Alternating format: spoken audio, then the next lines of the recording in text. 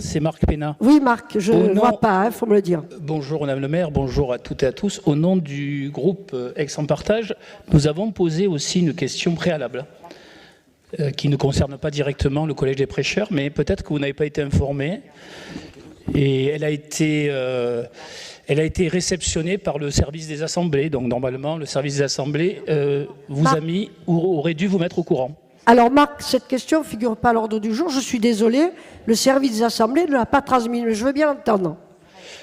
Alors très bien. Alors très bien. Je vous remercie, Madame le maire. Donc je la formule au nom d'Aix en Partage. Nous désirons attirer l'attention du Conseil. Ça y est, je ne critique pas le collège de l'Assemblée. Moi, j'ai vu le conseil municipal hier et ça n'y était pas. Donc, c'est la gestion générale portant sur la politique foncière. Générale. Portant sur la politique foncière et patrimoniale. Gestion, oui, pas de gestion, excuse-moi. Voilà. Oui. Alors, oui, je voudrais attirer l'attention, et nous voudrions attirer l'attention du conseil municipal à travers un ou deux exemples sur la manière, effectivement, dont vous conduisez avec votre majorité la politique patrimoniale et foncière de notre ville, que je trouve particulièrement problématique et qui me semble s'aggraver au cours du temps. Je vais prendre un exemple qui va peut-être surprendre au point de départ, puisque ça pourrait ne pas concerner directement la ville, mais en fait, la mairie, pardon, mais en fait ça concerne notre ville, c'est le fait que le passage à gare, que tout le monde connaît à Aix-en-Provence, a été vendu à une société foncière qui a aujourd'hui beaucoup de fonciers et de patrimoine dans notre ville, avec une ou deux autres sociétés foncières, qui concentrent donc énormément de moyens, de patrimoine, et ces sociétés, selon moi, pèsent de plus en plus sur notre ville, sur notre centre-ville, sur son devenir, et je ne crois pas qu'elles soient là pour faire de la philanthropie. Elles disent avoir des valeurs. Je laisse juge chacun de ce mot de valeur. Ce que je sais, c'est que ces sociétés foncières font grimper le prix de l'immobilier, le prix des loyers. Elles sont en partie responsables de la désertification de notre centre-ville, de la disparition de commerces de proximité et finalement de la dévitalisation de notre lien social. En ce qui concerne le passage à gare, ça me permet d'attirer l'attention sur un point.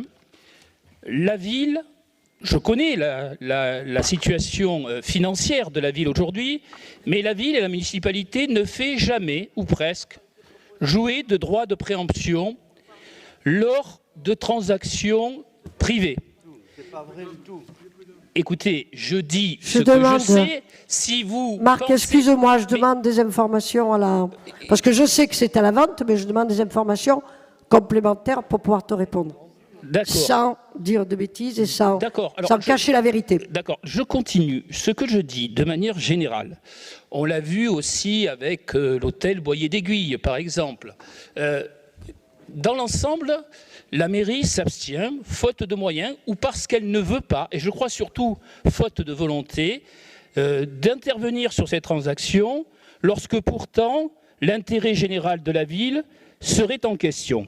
En ce qui concerne le passage à gare, vous le savez peut-être, Madame le maire, les commerces qui s'y trouvent sont extrêmement inquiets de l'arrivée de cette société foncière, pour leur devenir, pour le développement de ces commerces et éventuellement leur disparition. Donc, vous ne faites jamais jouer de ce droit de préemption. Mais je vais aller plus loin. Je sais que je ne serai pas suivi par un certain nombre de membres de votre équipe municipale, mais dans un certain nombre de villes, il existe aussi, vous le savez, la possibilité d'avoir un droit de préemption commercial. Eh bien moi, je serai maire d'Aix-en-Provence, je ferai en sorte d'avoir ce droit de préemption commercial. Je dis bien sur les commerces. Et vous arrêtez de dire non. Mais qu'est-ce que c'est ça? On est allé, on est où là? Je ne sais pas qui c'est qui a dit non. Qui c'est qui a dit non? Karima. Oui, Ah, mais Karima, tu me répondras après. Venant de toi, ça m'étonne. Alors, je disais. Oui, je sais que tu n'es pas d'accord, Karima, on en a déjà parlé. Donc, le droit de préemption commerciale. Pour ma part, si j'étais maire d'Aix-en-Provence, je ferais jouer ce droit de préemption commerciale. Je m'explique. Je ne le ferai pas à chaque transaction, bien entendu. C'est un élément de dissuasion ultime. Mais lorsqu'on a, comme à Aix, un grand problème dans l'équilibre du centre-ville, avec un nord de centre-ville notamment qui se meurt, lorsqu'on a, à travers notamment les sociétés foncières, de plus en plus une ville qui est une ville d'enseignes et de marques, où les commerces de bouche se sont amoindris, où les librairies et d'autres lieux ferment, il serait important que dans un certain nombre de cas, la mairie puisse agir. D'ailleurs, je sais, Madame le maire, que vous le faites, mais sans utiliser le droit de préemption commerciale, il vous est arrivé de vous dire « Tiens, ici ferme une boucherie, il serait peut-être bon que ça soit une boucherie qui se trouve à la place de l'ancienne boucherie. » Donc vous-même, vous allez d'une certaine manière dans mon sens. Ce que je demande, moi, c'est qu'une politique générale soit menée dans ce domaine. Or, vous ne la faites pas. Je ne vais pas revenir sur le Colette Les Prêchères. Là, vous êtes propriétaire et vous vendez. À côté du passage à gare, il y a le quartier La Verdun. Vous avez là aussi du patrimoine. La ville a du patrimoine. Vous allez le vendre. Pourquoi ? Pour quel projet? Dans quel domaine? Il me semble que l'on doit avoir dans cette ville une réflexion d'ensemble, parce que je vous le dis, le centre-ville se meurt, et moi je rêve que des familles reviennent au centre-ville, je rêve que les Aixois puissent avoir une boucherie, un poissonnier et un boulanger à côté de chez eux, et non pas telle enseigne et telle marque fait pour des touristes improbables que l'on ne voit pas si souvent que cela. Voilà ce que je voulais dire dans ce domaine. Et donc, vous savez, il y a un adage qui dit « la mauvaise monnaie chasse la bonne monnaie ». Eh bien, les sociétés foncières chassent le bon commerce et ils n'auront jamais, avec moi, un fervent partisan, qu'ils le sachent et qu'ils l'entendent bien aujourd'hui dans ce Conseil. Je voulais ajouter une chose, ce n'est pas que le centre-ville qui est touché par votre manque de volonté politique dans ce domaine.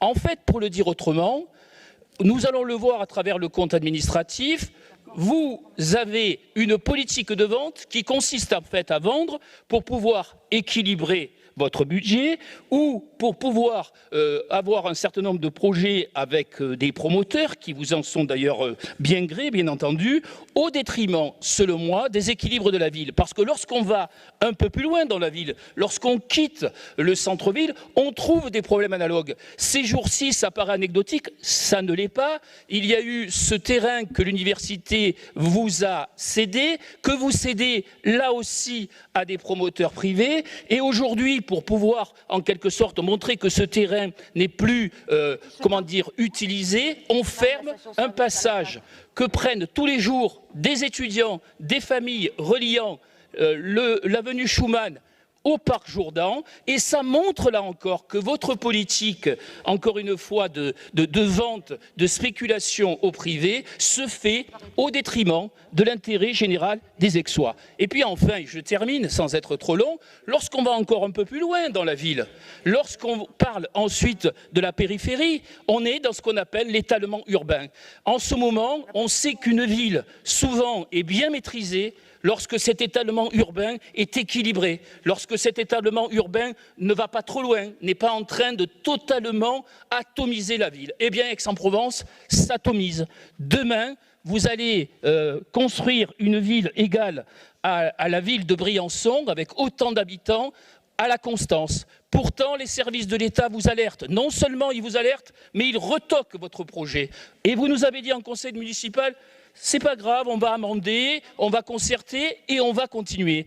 Ce projet-là, tel qu'il est aujourd'hui, qui va être vraiment de construction outrancière, de déséquilibre général pour notre ville en termes d'environnement, de pollution, de transport, même si vous y avez mis de nouveaux équipements qui ont un peu amélioré par rapport au projet initial, ce n'est pas un bon projet, là aussi, pour la ville. Et je ne parle pas des terres agricoles, bien entendu, qui sont atteintes, ainsi que des sites cézanniens. Donc, Madame le maire, je demande qu'il y ait, à un moment donné, un débat sur cette politique foncière et patrimoniale de votre municipalité. Expliquez-nous cette politique, ou plutôt cette absence de politique, parce que je crois que le devenir de notre ville dans un certain nombre de domaines, et pas simplement du centre-ville, est en jeu. Voilà ce qu'était la question préalable, Madame le maire. Je regrette de ne pas l'avoir vu, mais je vais te répondre comme ça. D'abord, il y a la doctrine et il y a la pratique. Donc, tu es dans la doctrine, bien sûr, que tout ce que tu dis, c'est le paysage idéal. Seulement, tu es dans l'idéologie, bien sûr, mais j'ai tout fait pour préserver la ville depuis longtemps contre les supermarchés. Tu remarqueras quand même qu'autour d'Aix, il y a les supermarchés qui existent depuis 30 ans et qu'il n'y en a pas eu de nouveau. Donc, nous avons mené un combat pour préserver le centre-ville à cet égard. Alors après, la ville d'Aix n'a pas les moyens de préempter. Contrairement à ce que tu peux imaginer, nous n'avons pas les moyens de préempter chaque fois. Alors tu dis, on préemptera, mais pas tout le temps. Quand et comment? Quels seront les critères? Comment tu vas définir les critères? On préempte dans tel cas, on ne préempte pas dans tel autre. Donc, je laisse faire le marché. Par contre, ce que nous sommes en train de voir avec les services juridiques, c'est comment on peut peser sur les loyers à venir. Parce que je crois que tu as raison, les loyers qui sont actuellement appliqués sont des loyers qui ont tendance à aller vers l'augmentation. Donc, je pensais que la régulation du marché serait suffisante. Apparemment, il y a 2 ou 3 promoteurs qui font monter les prix, et là, tu as raison. Figure-toi que je n'ai pas attendu ton long et brillant exposé pour me mettre en quête de savoir comment nous pourrions agir. Je ne crois pas que les propositions que tu fais soient les bonnes. Parce que nous avons une ville qui est attractive, nous avons une ville qui a bonne réputation, nous n'allons pas mettre en place une idéologie, comme c'est le cas dans certaines villes de France actuellement, qui sont revenues de cette idéologie plaquée sur un territoire. Donc je ne ferai pas de plaquage sur le territoire. Je sais que la préemption n'est pas possible dans une ville chère comme Aix. Tu sais aussi bien que moi que quand on met en place la préemption et qu'on ne peut pas la mettre en œuvre, eh bien, les personnes qui mettent leurs biens en vente, ils gardent leurs biens et ils ne le vendent pas, à moins de faire des DUP, c'est-à-dire des déclarations d'utilité publique, et d'expulser quand tu le peux. Ça oui, les DUP, c'est valable. La préemption, non. Parce que, je le répète, quand tu utilises ton droit de préemption à un prix inférieur à celui que veut vendre le propriétaire, automatiquement, le propriétaire retire son bien de la vente. C'est ainsi que tu peux avoir pendant des années des biens qui sont dans un état catastrophique, qui s'abîment, et ça devient une ville paupérisée. J'ai fait un choix différent. J'avais demandé à la SPLA de mettre en place des expertises pour nous définir le centre-ville.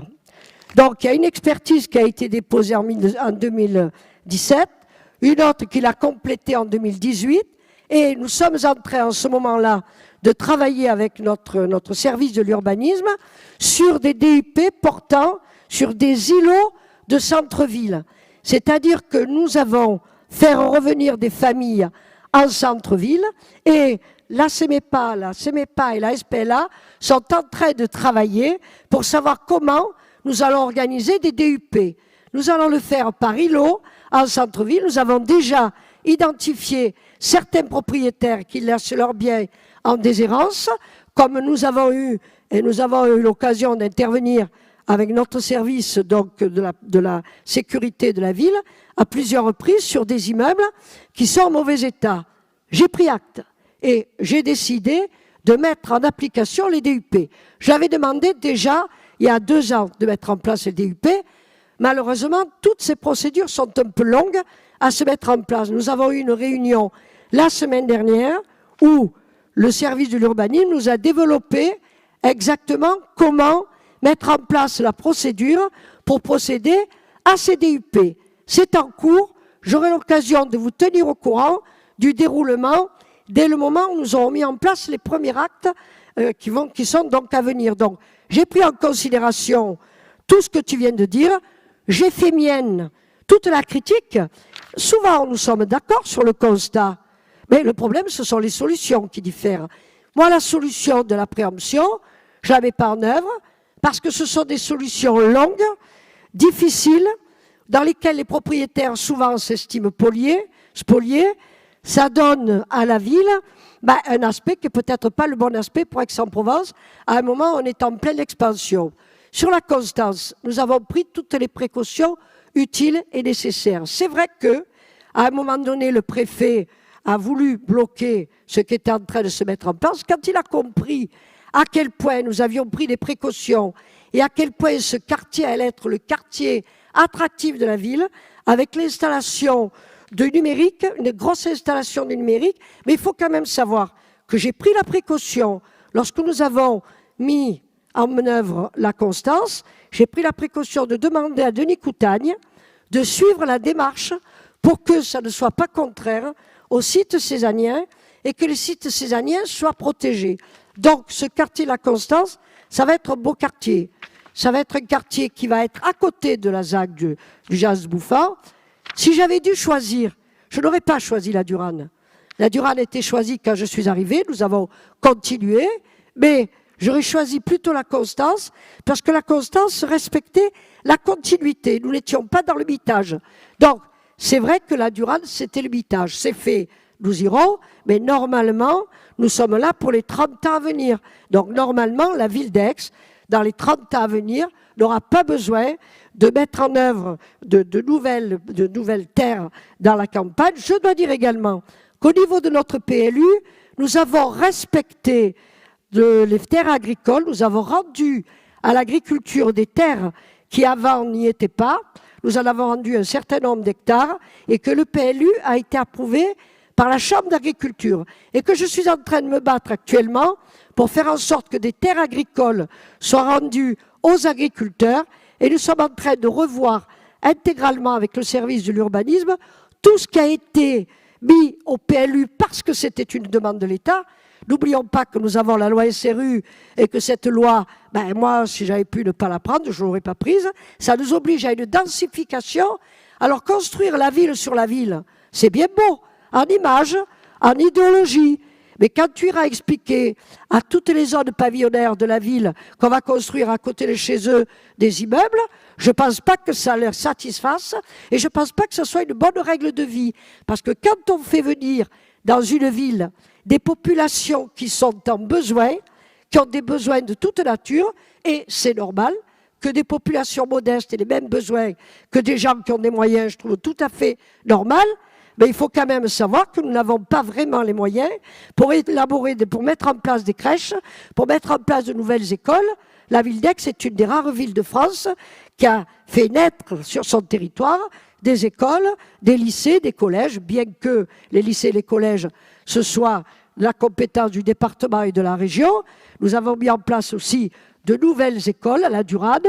Nous sommes en train d'essayer de développer le système scolaire. Et si le rectorat n'est pas parti à Nice, c'est bel et bien parce que nous sommes une des rares villes en France à avoir mis en place de nouvelles écoles, de nouveaux modules d'enseignement.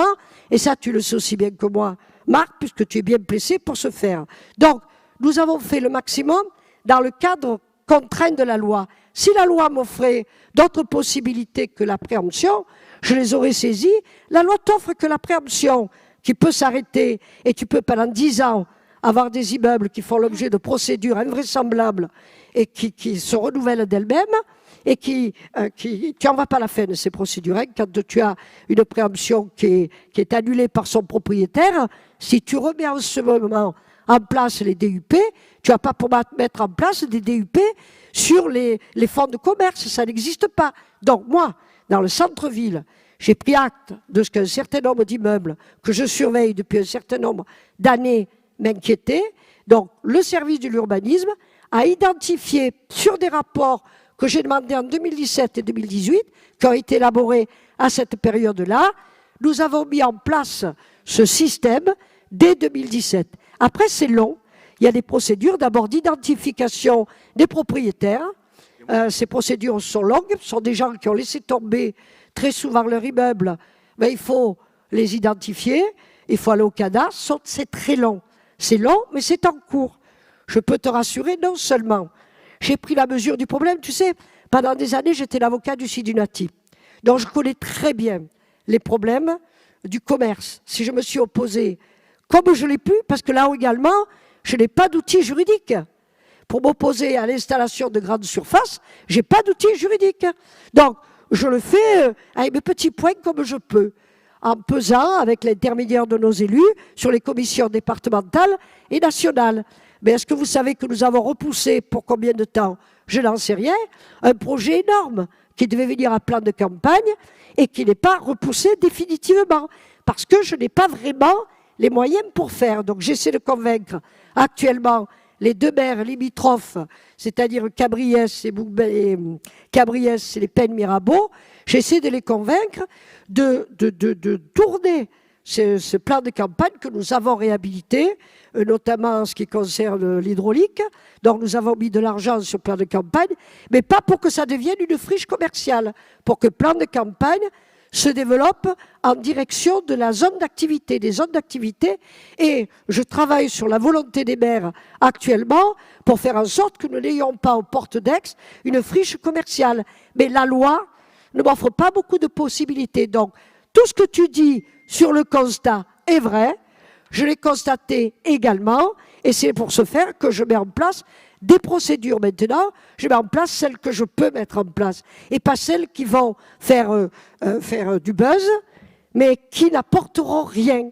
Voilà, donc j'essaie d'être pragmatique. Tu sais, moi, l'idéologie, j'ai commencé à l'extrême gauche et je ne terminerai pas à l'extrême droite, là je te rassure, mais je termine dans une droite républicaine et centre-gauche et centre-droit, pragmatique. Je crois que quand on gère une ville, il faut d'abord être pragmatique. Alors, c'est bien d'avoir les agitateurs d'idées, je suis preneur, mais on y a d'abord réfléchi à ça.